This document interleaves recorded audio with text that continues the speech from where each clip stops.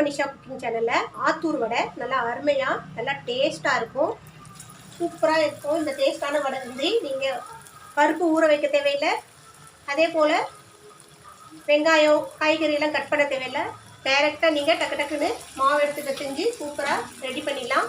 அருமையான வடை நீங்களும் ட்ரை பண்ணி பாருங்கள், டேஸ்ட்டும் நல்லாயிருக்கும். இன்ஸ்டண்ட்டாக டக்குன்னு செஞ்சு முடிக்கக்கூடிய ஒரு பசி எடுக்க குட்டியாக ஒரு மாலை நேரத்தில் ஒரு பசி எடுக்கும்போது டக்குன்னு செஞ்சு சாப்பிடக்கூடிய இந்த ஸ்நாக்ஸ் வந்து ரொம்ப ஈஸியாகவும் குயிக்காகவும் செய்யலாம், அதே சமயத்தில் நல்லா டேஸ்ட்டாகவும் இருக்கும். ஆத்தூர் வடை நல்லா சுட ரெடி ஆகிடுச்சு. நல்லா கிறிஸ்பியாகவும் நல்லா சூப்பராகவும் இருக்கும். இது வந்து நீங்கள் அப்படியே கூட சாப்பிட்லாம், நல்லா டேஸ்ட்டாக இருக்கும். தேங்காய் வேர்க்கடலை எல்லாம் போட்டிருக்கிறதுனால அப்படியே கூட சாப்பிட்லாம். அப்படி இல்லைன்னா நீங்கள் பொட்டுக்கடலை சட்னி தேங்காய் சட்னி வச்சு சாப்பிட்லாம்.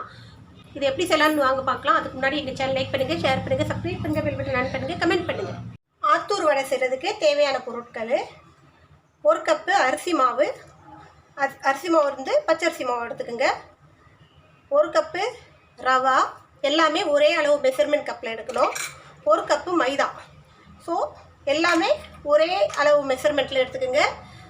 அரிசி மாவு, மைதா, ரவா இது 3ம் ஒன்றா சேர்த்துக்கலாம். அதோட துருவின தேங்காய், நமக்கு எந்த அளவுக்கு வேணுமோ அந்த அளவுக்கு தேங்காய் எடுத்துக்கலாம் துருவினது. கொஞ்சோண்டு வெள்ளை எள்ளு, 1 ஸ்பூன் அளவுக்கு வெள்ளை எள்ளு எடுத்துக்கோங்க. இது வந்து வேர்க்கடலை வந்து வறுத்த வேர்க்கடலை தான். இதை வந்து 1க்கு பாதியாக இடித்து எடுத்துக்கலாம், இடிக்க வச்சு. ஸோ இதுவும் போட்டுக்குங்க. இதோட தேவையான அளவு உப்பு போட்டுக்குங்க.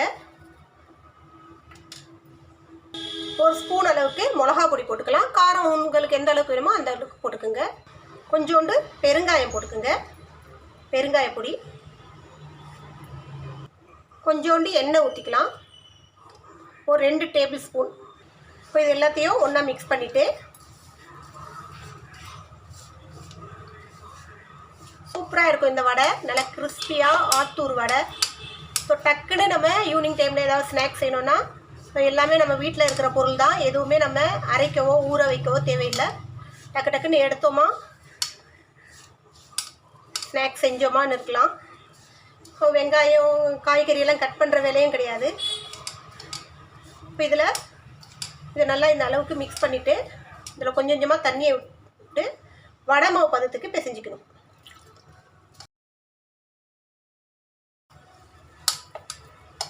தேங்காய் துருவல் இந்த வேர்க்கடலாம் போட்டிருக்கிறதுனால நல்லா டேஸ்ட் நல்லா சூப்பராக இருக்கும்.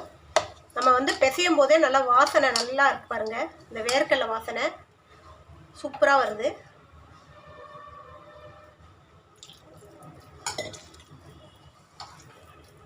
அப்படியே நீங்கள் இது வடையை சுடலாம், ஊற வைக்கணுன்ற அவசியம்லாம் கிடையாது.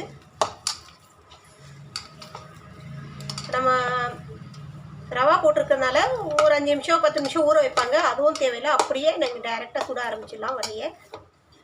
ஸோ நான் வந்து கொஞ்சம் கொஞ்சமாக தான் எடுத்திருக்கேன், எனக்கு இந்த அளவுக்கு வடை இப்போதைக்கு போதும்.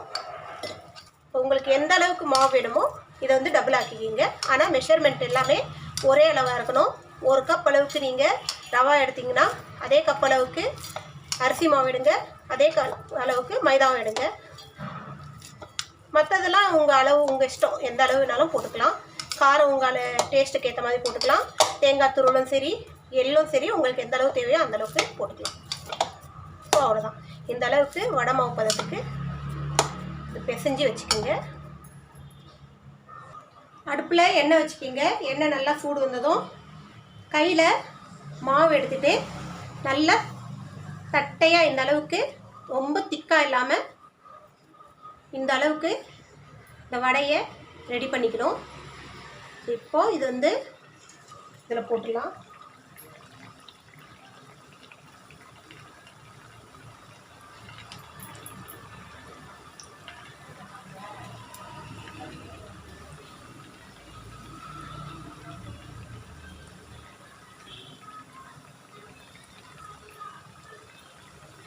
எண்ணெய் நல்லா சூடு இருந்ததும் அடுப்பு கொஞ்சம் சிம்மில் வச்சுக்கிங்க. ஏன்னா உள்ளே வரைக்கும் வேகணும் இல்லையா, மேலே வந்து டக்குன்னு வெந்துடும், உள்ளே அப்படியே பச்சையாக இருக்கும். நம்ம எல்லாமே மாவு வந்து எந்த பொருளும் நம்ம வந்து வேக வச்சது கிடையாது, எல்லாம் நம்ம ராவாக எடுத்துருக்கிறது. ஸோ இதை வந்து நம்ம உள்ளே வரைக்கும் வேக விடணும்.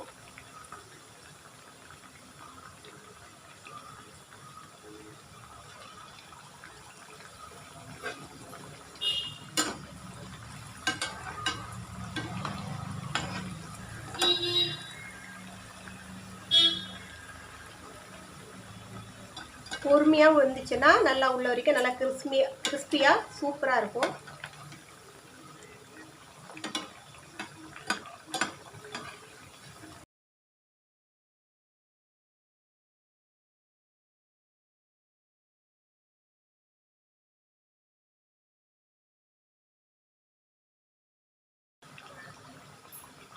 அவ்வளோதான்.